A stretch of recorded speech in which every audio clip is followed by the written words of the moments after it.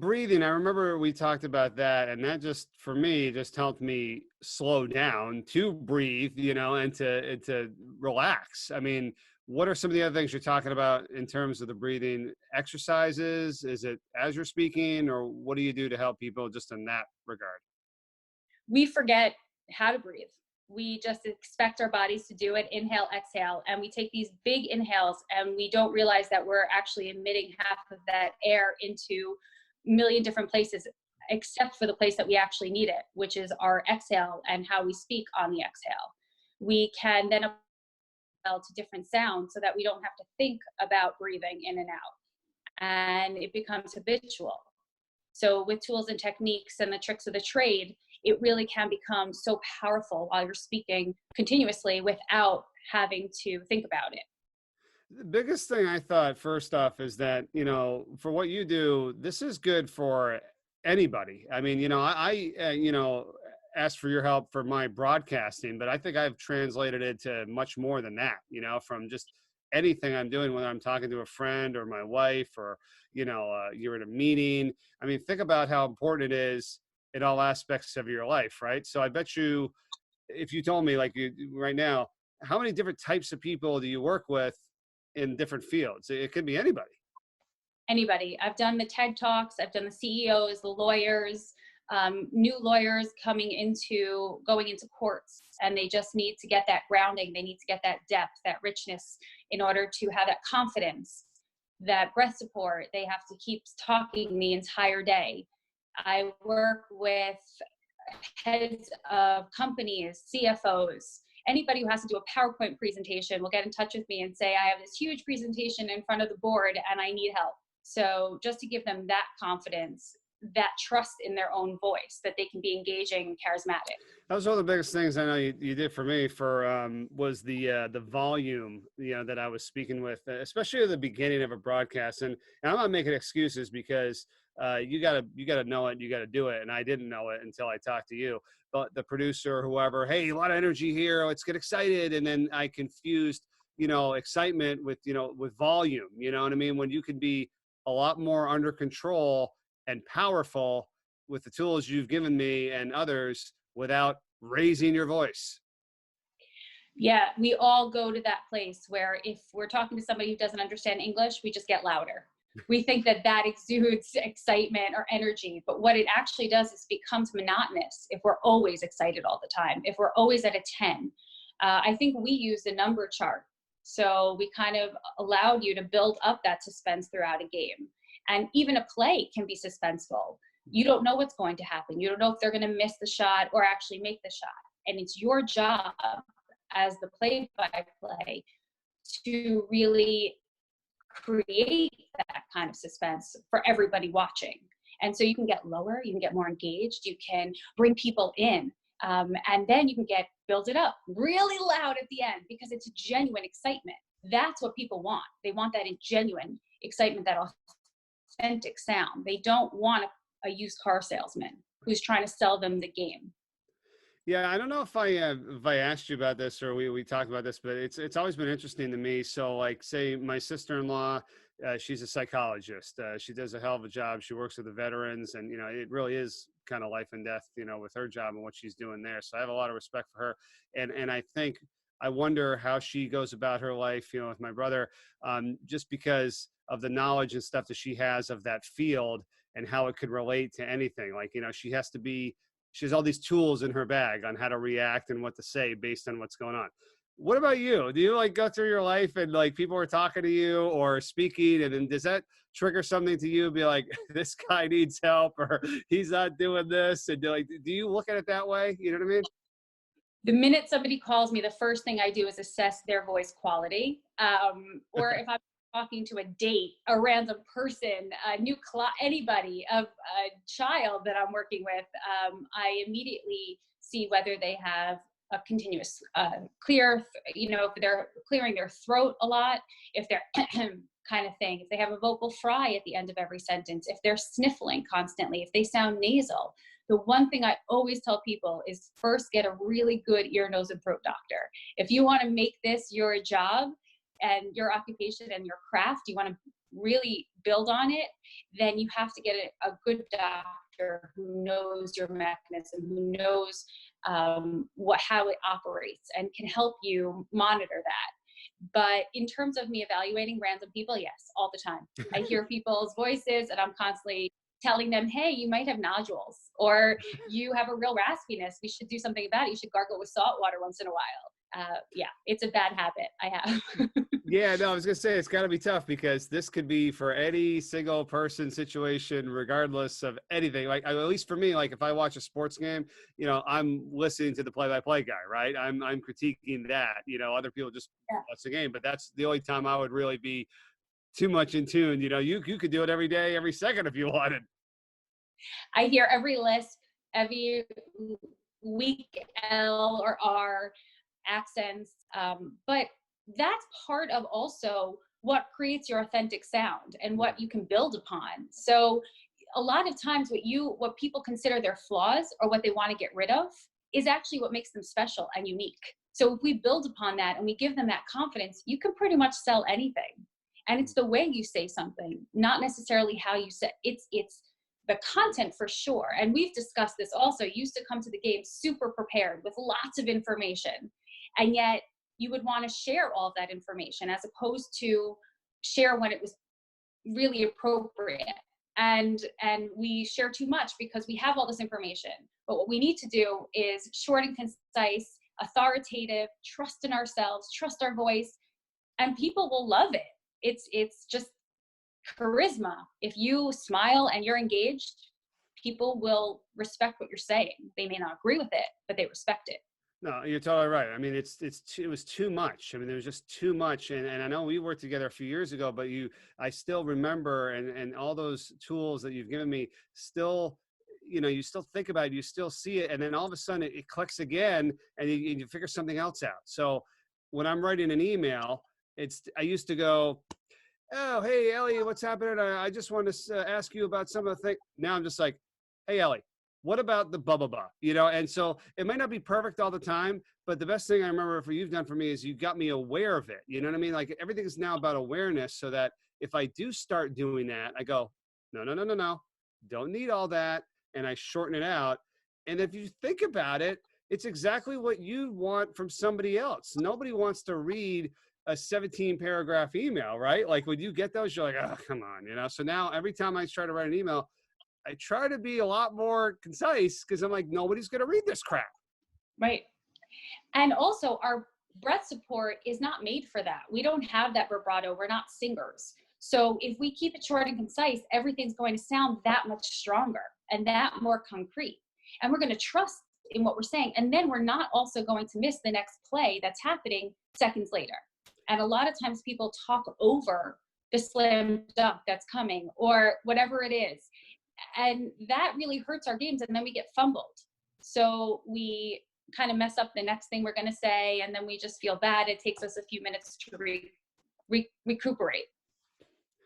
Well, when I got that information from you and I thought about that, then I have to apply it to what relates in my world, like in the play-by-play world. So, you can teach people like myself, you can teach, as CEOs, family members. But then once I heard what you said, then I said, okay, how does this apply and what can I use as a trigger or something to help me with this? I mean, you could just sit there and say, hey, say less, do less, and I know you didn't do that. Like you helped me. But when I go on the broadcast now, and my analyst speaks, I fire through like 3 things real quick. Like, does this require a comment? Like, sounds good, or I agree. Does this require nothing at all? So that his statement is so powerful, it just stands on its own. Or do I have something better or in addition to add that is not exactly what he just said? And do I have time enough to say it? Because the next play is about to start. And that's where I used to get burned. So I would watch the field. I'm hearing him and I'm like, does this require comment? No comment. I got something here. And then I'm like, no. And then I wait. Here comes the play. I'm like, so I'm just so like excited, to now have like a tool bag of like knowing what to go through and not get tripped up like I used to and miss plays and be behind. And it's just a craft that you just have to keep working on. People think there's a quick fix and there isn't. And that's what speech therapy vocal coaching does as opposed to regular vocal coaching, because I'm a speech therapist first and foremost, and I want to teach you your mechanism, your equipment, your instrument. And if you have that in your toolbox, you can change it in any atmosphere, whether you're in the field, whether you're in a hockey ring, you can do anything. So because the elements are going to affect your vocal range and your vocal fold. So if you know how to control it, then you have that ground, you have that foundation that you can think on your feet, that somebody is just shooting questions at you, and you can decide how you're going to answer. You're not worried about, oh no, my vocal cords are freezing up, or I'm too nervous, I'm not getting any oxygen, or I sound thin. It really does give you that backing, I believe, to create that confidence to answer those questions. Do people like maybe need this and then not understand or recognize it? You know what I mean? Like for me, to be honest with you, until it was my agents who I know work with you, and they said, you know, you need to go talk to Ellie. You know, at the Ellie could really help you. And I go, okay. And that was the first time I thought, and then afterward, I'm like, well, why didn't I do this, a long time ago? But do people not understand or recognize that this could be something that could help them? I mean, how many times have you come across people like that? Until it takes around 3 or 4 sessions, actually, even with somebody who cannot find an agent, who cannot find a network, who's really struggling, loves the work, wants to work at their craft, but just doesn't understand how what I'm doing will help them in the end. Around the 3rd or 4th session, their light bulb goes off. I don't know if you remember that, but it's almost like an aha moment. Oh, I do need this. I do need the breath support. Oh, right. My voice sounded so thin. And until you can hear the difference, and you have, I don't know, a really witchy woman kind of telling you exactly what's wrong and how to fix it, then it really, you don't realize, because we take it for granted. We take our voice for granted. We take breathing for granted. And we just expect us all to sound like James Earl Jones if we want to. The other thing is we're very hard on ourselves. So regular hesitations, regular stuttering, it's all okay. Cracking our voice sometimes, vocal fry, messing up a word. We can forgive ourselves a little bit, and everything's kind of okay. And if we can recuperate really quickly, no one's going to notice. And if they do, guess what? Who cares? We're human. And that's the other thing I think that we all have to kind of allow ourselves to make, just a few mistakes, and then we can move on. Yeah, I had a real problem with that, right? You remember that? But I was really like, I'm talking about someone unknown, Mike. I wasn't talking about you. Yeah, that took me, oh man, it took me forever. I know. I mean, you want to be the best you want to do, but it's, I think the awareness of it, I mean, that's just a huge component. I mean, just being aware and anything, right? I mean, the perception that people have of you sometimes, and that's another thing, you may think they think something a certain way, and then you don't really know. And sometimes until you ask them, you just keep going along, and then somebody brings it to your attention, and then it's another enlightening moment, right? Where you're like, oh my gosh, that's not what I was looking to do at all. Right. It's just like anything else. It's any other kind of exercise and instrument. You have to work at it. You have to practice. You have to hone in on what you want to sound like.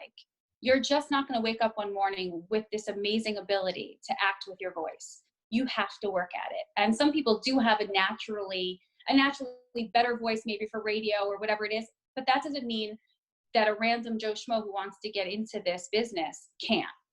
There's always a possibility. And when you have the energy and you have that perseverance, I can help you kind of reach your goals. There are some people who maybe don't have that, maybe what you were talking about, maybe that motivation to change. But once you do, I can help you. Once you do, you can really change your voice for the better in any way. I think the one thing I got to make sure I don't forget about, and this is a huge one, is the vocal maintenance, right? I mean, we go through all this stuff of what we can do and and now you just say, oh, okay, yeah, just take care of your body, whatever, don't get sick. Like, no. Give me a few of those tips again on the vocal maintenance that really everybody should probably be following, right? I mean, nobody wants to lose their voice or get sick, regardless whether they're an announcer or not. Yes, definitely. If you're in this business, find a good ear, nose, and throat doctor. It is a really good thing to have somebody who knows your baseline, knows if you have allergies, if you have that nasal drip. It's very it's just very positive to have that somebody who knows your vocal cords and has that picture. The other thing is get a humidifier or dehumidifier. See if you need what your environment is like. If it's dry, get a humidifier. You have to figure that out. And then every day, I recommend that you gargle with salt water. There's a fourth of a teaspoon of salt and then room temperature water 3 times, and you will feel that lubrication all day. It's so powerful. And I hear people that they start and it's disgusting and they hate me for the first 3-4 days. But then they'll stop and they realize how dry they are. People go to honey. Don't go to honey and tea. It's a huge myth. If you ever seen a honeycomb, it's dry. It takes all that moisture out. And nothing actually hits your vocal cords if you look at the anatomy, but it's what's going on here, that we want to keep everything kind of lubricated and ready for air to come back and forth. We don't want anything messing up. So no spicy foods before, no acidic foods before taping, no alcohol. It's so dry, no menthol. I know it sounds like a big list of not to do, but I'm not telling anyone not to drink over the weekend by all means. Just 2-3 hours before a game, keep that nice and clear. Room temperature water is the best thing you can do. And sugar candies are also great to just suck on, but not menthol sucking candies. No halls. Yeah, let me get you there, and obviously no soda, anything like that. I mean, they always have that for us in the press box, and they keep asking me, "Do I want any soda?" I no, I just want water. Like Yeah. it's always, and I'm kicking butt right now. I'm drinking like 6 bottles of water a day, so I'm on this kick. I'm in this. Tom Brady told me you got to have half your body weight in ounces of Right. water a day. So I'm all over this now. But yeah, Yeah, what's you're bad right. about the menthol? What's the situation there? Because everybody thinks, oh, cough drops when my throat. No, right? Why? It's so drying. In the moment, if you do have a sore throat, in the moment, it does feel good because it's soothing. But what it does, it's kind of like chapstick. If you use it once, you kind of always need it in order to keep your lips moist. So you don't want to always do it. You want to do something in the morning that will continually bring that moisture there. And that really is gargling with salt water. I know it sounds ridiculous. I'm not telling you to, drink the Dead Sea, but it's gargling 3 times and it really does make a difference. All right. Hey, give me some of your favorite like people or speakers or people that you've come across that if we were to watch or not emulate, because we got to be our own person, but just to pick up something from them that you think, wow, this guy or this girl, they do it right. And this is powerful. Do you have any of those people like that you recommend people to watch or see? Who are those? Yeah, I've always appreciated Lester Holt's voice. I think he's cool, calm, collected, under any circumstance. I think that anybody who can, remain cool and calm, and you hear that foundation of voice, and the articulation is there. But he can also have a joke once in a while. He can give you intonation, inflection. We forget about those things. So I do believe he's one of my favorite voices, and just one of my favorite cool and calm guys on television. But of course, my Corey. Yeah. Well, we'll do our best not to disappoint here. It's been great though. I'll tell you, and it's unfortunate now because you get out of it for a little while, and then you got to try to get, who knows, we're going to go back into it, but yeah, I don't know. I just, but I really appreciate it because it's something I've been thinking about a lot now and making sure that I don't fall off, the things that I've learned from you. The best exercise I could recommend for people to not fall behind is go to YouTube, find a random game from any time, put it on mute, and you do the voiceovers, record yourself, and you do it in the moment. Watch a new game that you've never watched before, from 15 years ago that you wouldn't remember, and you do the voiceovers, tape yourself, and then listen back to it. It's something, and then listen back to, and then do another game and listen back to the other game and compare and contrast. Write down your coined phrases, write down new ones, come up with new vocabulary, keep it exciting. And I think that, it's just like if you're running a marathon. If you miss a week, you got to kind of start from scratch. So don't do that. Every day do something that has to do with breathing or voice or gargling with salt water or recording a game on mute. And don't critique yourself too hard either, right? That's it. Oh, be gentle. Be gentle. It's pandemic. Yeah. Hey, you know, the other one though that was important to me, and it's not just, it could be for anything, whether I'm working on something um, in the game or that I do. You can't try to do everything all at once. I mean, that was the other thing. I remember when we were doing our sessions, we'd focus on one thing. We'd get this one out of the way, or you know, I'd focus on this the next week. You know, it's almost like you get a golf lesson and then you go out there and you're trying to go, okay, you go through like 18 checklist things. No, the ball goes in the woods. Like, let's get the grip and the posture down first, right? Or we Yeah. can't get to the next thing. People do want to apply the breathing and the two techniques that I kind of advise and that I teach them the first 2-3 sessions. And they say, well, it didn't work. Don't apply them. I say it to them all the time, because until you have that aha moment and you realize how to coordinate and manipulate your mechanism throughout a game, you cannot implement it at all. It just has to click, and it does become habit. It's really cool to see a transformation. We saw it with you immediately, and you were so willing and motivated that you practiced all the time. You were one of my stars, that you sent me videos all the time, that you sent me recordings all the time of you practicing. And that's really why it stuck. And that's why it still sticks to this day. Randomly, I'll get phone calls saying, oh, hey, I have this big game this weekend. Can we have a refresher course? Because there's always that little doubt, and there's always that want to work on your craft. And there's nothing wrong with that. A singer also still has singing lessons, even if they're on Broadway and they're the best stars, because you always want to perfect. You always want to work on your craft. And it shows the people around you that you're working at it. Well, you're absolutely right. And we got to do this too. Once we get going again, I really want to try to make sure we go through it again and have a refresher course, because you don't want to drop off, and you don't want to, you know, burn all that time and effort and energy that you use. It's kind of like a little bit right now during this situation. Everybody's got something different going on, but I don't want to burn some opportunities here if we have a little extra time to, you know, get better at things and create new habits, you know, and I think that's been helping out a little bit. So. Yeah, I've definitely had a few phone calls and new clients in the last 2 months that really want to work on their craft, and we've been doing really well. It's been great just to see people's motivation, especially during this downtime, that this is the time to kind of perfect and work on it, because you are going to come back full force, and people are going to be rushing for those jobs. Do you have any final quick one-on-one vocal thing with me right now? Do you have anything I should be, you know, a liner or two or something that I don't want to be caught off guard, but.